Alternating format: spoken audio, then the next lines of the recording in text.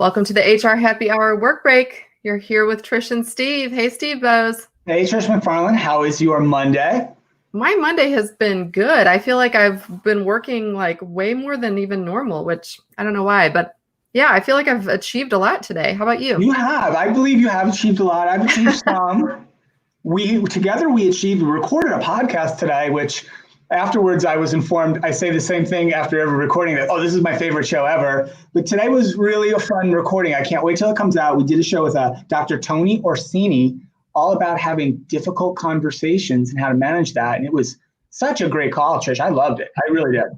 Yes. And for anyone out there he's listening, he is a neonatologist who talks about communication. So around how doctors communicate, how healthcare professionals communicate, and how that translates into the work world. Super interesting. And you're right. You always say every episode lately is your favorite. So that's fine. Each one can be your favorite.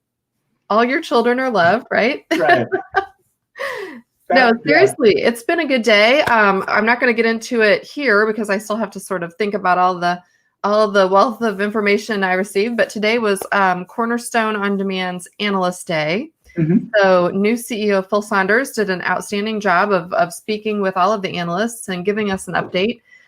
For anyone who's familiar with Cornerstone, they had acquired Saba a few months ago and closed that deal. And so still waiting to get a lot more on the roadmap. So I think that'll be coming in the next few months, it sounds like. But yeah, definitely some direction coming out finally from them. So we'll share that at a later time. And maybe we can get someone from there back on. I know we had Heidi and was that May? Heidi Speargy was on the show in May. On a podcast back in May. Yeah, I recall that.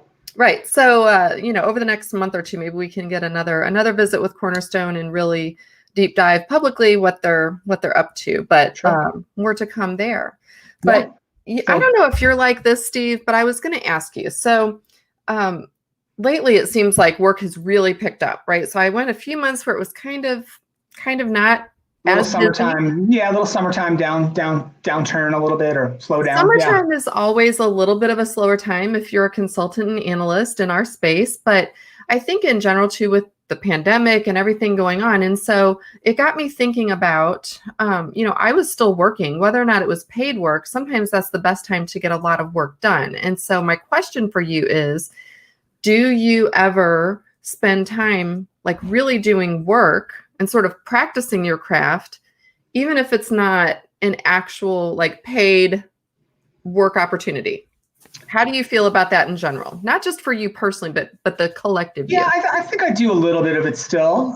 Maybe not as much as I used to. And I'm sure you get these. I get a lot of requests for either some time or, pick your brain for 30 minutes deals or give us a quote for an article or can you, sometimes, be a guest on a podcast, things like that. And I don't do many of them, right? Just because of timing and it's hard to, and sometimes I'm just not the right person to give you an expert quote on this or that, or be on your podcast to talk about a certain thing. But I try to do some of them. And I think that helps a little bit. So I would say I do a little bit of it, but maybe not as much as I used to. What about you?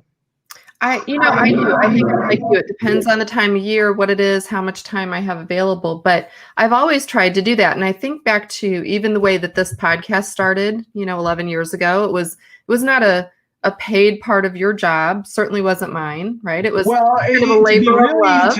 To be really fair, when it started, it was something I started to try to help me in a job I was doing.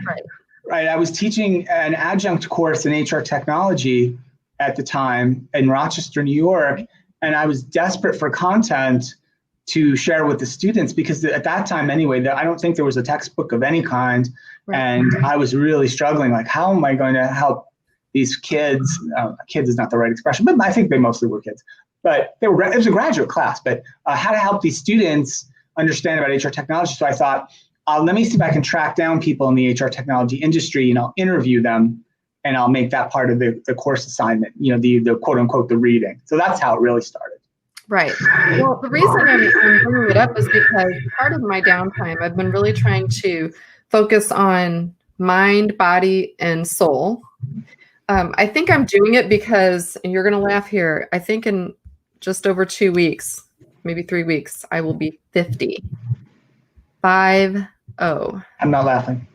I was aware of that, just for the record. It's you know what, 40 didn't bother me, but 50 is getting to me a little bit. And so, but to be fair, I thought, you know what, it's because I've sort of let myself go in the sense of like everything. And part is pandemic and whatever, but I was thinking like, so lately in this last week or so, I've really thought, you know, I need to start doing things that are physically good for me, that are mentally good for me, spiritually good for me, whatever. And so one of the things I have been rereading is a book. I actually, if I can show it here, Find Your Artistic cool. Voice. I like the cover. Okay. And it is written by Lisa Congdon, Congdon. Okay. And she's got a great website at just lisacongdon.com. And she's an artist, and so you can buy her products or whatever. But beyond that, she has classes that are available there. And some of them are paid opportunities if you want things around creativity and just finding your voice, or even more artistic things, specifically like drawing or painting or whatever. But there's also, it leads to a website called trycreativebug.com. Okay. And you can take just little tiny video snippet classes on all different things about, you know, just art and just things that kind of feed your mind and your soul. So, but the reason I asked the question specifically is because the chapter I decided to read or reread today was on how practicing leads to your voice. And the other day, you and I were talking about being sort of inspired from different, you know, mathematics or zoology or other areas. This kind of feeds into that conversation. And so I wanted to at least give people this resource because it says basically that sometimes when you don't have the work you want, now, like as a consultant, that might mean you don't have other work, but it could mean like in your situation of being an instructor, you know, a professor where you didn't have the actual thing you needed. And so you had to sort of do that outside of the realm of the normal scope of work. But the point being, start doing the work you want to do, kind of that dream part of your job, maybe before you get paid. And the more that you exercise those muscles and get experience, even though it might not be paid or paid very low, or volunteering or whatever, it actually can lead to other people wanting to work with you, which I would say definitely led to probably both of us being consultants, right? Yeah, So that's a really good concept, I think. And I think it's good because there's a subtle difference between what you're describing is go chase the things you really want to do, explore them. Maybe you have to give away some of your time and do it versus, which I think is a really smart idea if you're trying to get from A to B. But if you're already at B and you're working through B and you have ups and downs at point B, I wouldn't advocate doing a ton of unpaid work in that box B. You know, I think you can do some, but you can't do too much. Otherwise, right? Like you've tried to make that jump from A to B and now you're there, and it's hard to like go back to square one, if you will. So I think that's the subtle distinction maybe I make, but that's super advice. I like that. Yeah, I think it's okay because I think it's worked actually. When I was a practitioner and would be asked to speak, for example, I wasn't a paid speaker for many years. And I think that comes up in our industry a lot where, you know, everyone expects to be paid a certain amount of money as a speaker or they just won't do it. And that shouldn't be it at all. It should be based on your experience and your background and all of those things. But there were many years where I did writing for free all the time. I wrote on my blog, you wrote on your blog, you know, 7 days a week for years and years and years. And I mean, we did years of podcasts without sponsorship, right? We just did them because we like doing them, and it helped get our voices out there. I think hopefully gave a lot of people a lot of things to listen to, right? You know, 2.2 million downloads later. Hopefully that's been, you know, some value there to the community as well. And again, it came back to benefit us too, right? Because now we have great sponsors that we work with too. So I totally get it, Trish. Like, you know, there were definitely times where I thought, oh, enough of this HR happy hour. I'm sick of it. It is too much work. I think you and I had that conversation every like 2 years between like 2013 and 2018 or so. Like, I think it was even earlier than that. I'll tell you what, and I want to mention, you know, someone that we're both friends with, because I think he was really right on the money still about this. It scared me to death when he said it, but William Tincup once said that if you know, most people, if they start something new, 18 months is the max, they're going to do it. Like, you know, you want that instant gratification. You want lots of followers. You want lots of feedback. You want lots of money, whatever it is you want. And it doesn't matter if you're writing, if you're podcasting, if you're trying to become a speaker, if you're trying to have a new career, if you want to become an artist, right? You have to do it much longer than 18 months consistently with practice at a very rudimentary level. Now, I know we talk about books a lot on the show, and when I mentioned one of my authors I appreciate is Gladwell. Right. Did the 10,000 Hours book, right? Yes. Which is what we're talking about here now. Some of that's been a little bit debunked, and you can believe in the 10,000 hours or not, but I think everybody can believe in, like, you've got to put in some amount of time. You've got to put in that work that to get you from where you are to where you want to be. So I totally agree that's true. Like, you can't get, I mean, I haven't done it in a long time. I shudder to think about, like, what was a podcast in year one of HR Happy Hour like?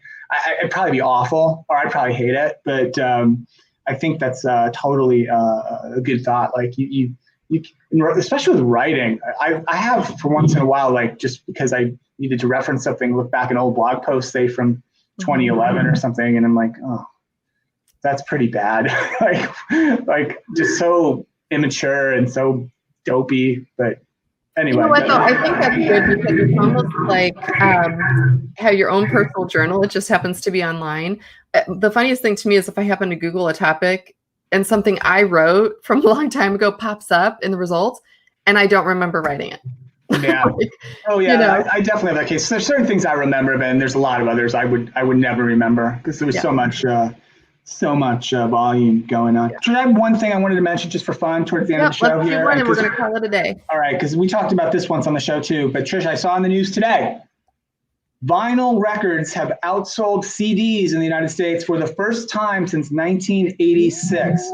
For the first 6 months of 2020, $232 million worth of vinyl records sold, $129 million of CDs were sold. Vinyl sales hit an all-time low in 2005, Tricia, about $14 million. Wow. I only have one question about this. Who in the heck is buying $129 million worth of CDs?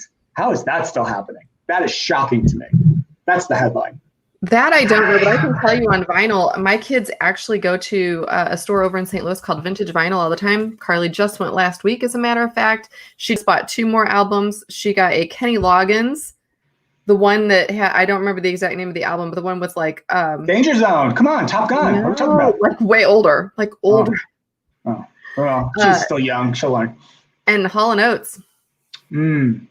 Yeah. HR's favorite pop rock band. Absolutely. That's right. No, but in all seriousness, a lot of all the new artists are putting albums out now, and they're $25, $30, $40 a piece. So should we figure out how to press some of the podcasts on vinyl? Should we do that? I think we're going on vinyl next. Yeah. Let's look into that.